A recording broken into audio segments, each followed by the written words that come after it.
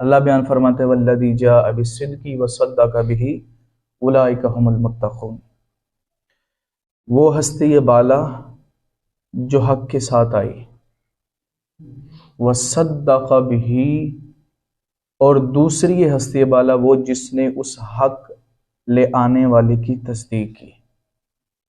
آگے فرمایا وَأُولَئِكَ هُمُ الْمُتَّقُونَ، یہی وہ لوگ ہیں جو اللہ سے ڈرنے والے ہیں۔ اب اس آیت کی تفسیر کے اندر امام فخر الدین رازی رحمۃ اللہ تعالی علیہ، یہ کون فخر الدین رازی ہیں کہ جب ان کے اوپر مشکل وقت آ پڑا تو ان کے سائیوں نے ان کی مدد کی تھی، کہ جب آگے شیطان کہا بڑا فلسفی بنتا پھرتا ہے اور بڑے عقائد پہ دلائل دیتا ہے، بتا اللہ کتنے ہیں، اپنے فرمایا اللہ تو ایک ہے۔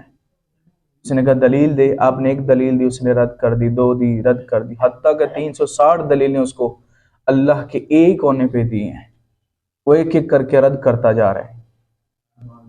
آخر کے اندر آپ کے پیر و مرشید حضرت سیدنا نجم الدین کبریٰ رحمۃ اللہ تعالی علیہ یہ سارا منظر دیکھ رہے ہیں، آپ وضو فرما رہے تھے اور وضو کے پانی کا لوٹا جو آپ کے پاس موجود تھا اسے پانی لے کے فخر الدین رازی کی طرف پھینکا اور کہا کہہ کیوں نہیں دیتا، میں اپنے رب کو بغیر دلیل کے ایک مانتا ہوں۔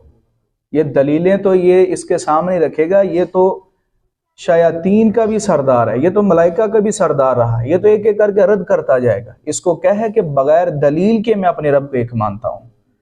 تو پھر یہ کہتے ہیں نا کہ جیدہ سائیں مگر ہوئے انہوں ستے ہی خیرہ نے، تے سائیں مگر رکھنا چاہیے بندے نو تاکہ جدو ڈاما ڈول ہوئے تے سائیں سنبھالانا والا موجود ہوئے۔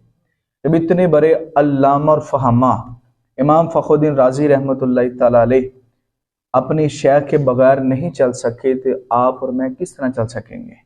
تو اس وجہ سے دنیا کے اندر ہمارا کوئی ہادی رہنما ایسا ہونا چاہیے جو ہمیں طریقت شریعت کے راستے پہ چلانے والا موجود ہو، تاکہ ہم اگر راستے سے بھٹکے بھی تو ہمیں سیدھا راہ دکھلانے کے لیے وہ ہر وقت ہماری رہنمائی کے اندر تیار بیٹھے رہیں۔ تو اللہ تعالی ہمیں ان بزرگوں کی اس سنت پہ اللہ ہمیں عمل کرنے کی توفیق عطا فرمائے۔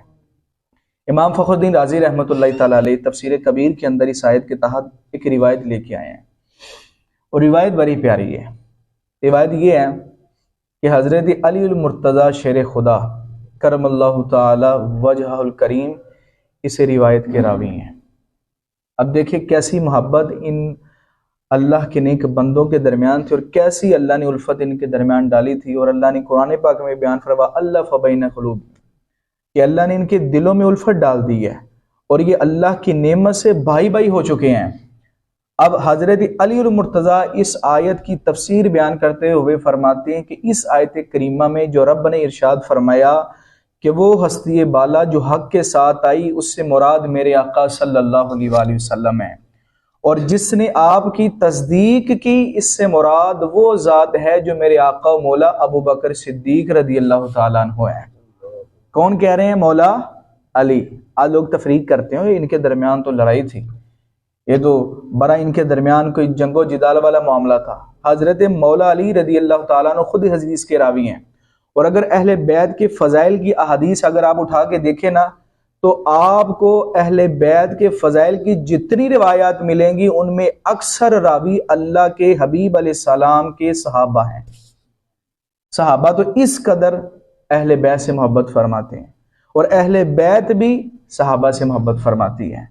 حضرت علی المرتضیٰ شیر خدا کرم اللہ تعالیٰ وجہ فرماتے ہیں اس سے مراد حضرت ابو بکر کی ذات ہے، اور نبی پاک صلی اللہ علیہ وآلہ وسلم ابو بکر سے کیسی محبت فرماتے ہیں۔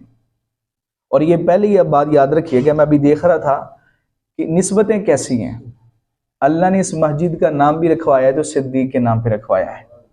کیسی نسبت اس مسجد کو کہ جامع مسجد صدیق، کہ جو بھی اندر داخل ہو اسے صدیق کی مہک ضرور محسوس ہو، کہ اس کے اندر صدیق کے عاشق بیٹھے ہوئے ہیں، صدیق کو ماننے والے بیٹھے ہیں، اور کیوں نہ مانیں۔ نبی اکرم صلی اللہ علیہ وآلہ وسلم ابو بکر سے محبت فرماتے ہیں، اور ریاض الندرہ کی روایت ہے حضرت عبداللہ بن عباس رضی اللہ تعالیٰ عنہ اس کے راوی ہیں۔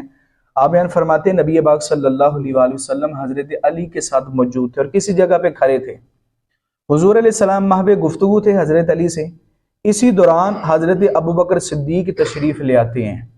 نبی اکرم صلی اللہ علیہ وآلہ وسلم ابو بکر کو جب دیکھتے ہیں تو حضور آگے بڑھتے ہیں اور ابو بکر سے مصافحہ کرتے ہیں، مسافہ کرنے کے بعد ابو بکر کو اپنی سینے علم نشرہ سے لگاتے ہیں۔ علم نشرہ لگانے کے بعد نبی اکرم صلی اللہ علیہ وآلہ وسلم ابو بکر کے چہرے کا بوسہ لیتے ہیں، اور بوسہ لینے کے بعد کیا فرماتے ہیں؟ کس سے فرماتے ہیں؟ حضرت علی سے فرماتے ہیں، اور فرماتے ہیں اے ابو الحسن، ابو تراب بھی کہہ سکتے تھے لیکن آپ نے حسن کے ابا جان کہہ کے پکارا اور کہا اے ابو الحسن، اے حسن کے باپ علی المرتضیٰ۔ یہ بات ہمیشہ یاد رکھنا، میرے نزدیک صدیق کا وہی مقام ہے جو اللہ کے ہاں میرا ہے۔ کیسا مقام اللہ کے رسول نے ابو بکر صدیق رضی اللہ تعالیٰ عنہ کو اس امت کو سمجھایا۔ فرمایا اے ابو الحسن، یہ بات یاد رکھنا، میرے نزدیک ابو بکر صدیق کا وہی مقام ہے جو اللہ کے ہاں مجھ محمد صلی اللہ علیہ وآلہ وسلم کا ہے۔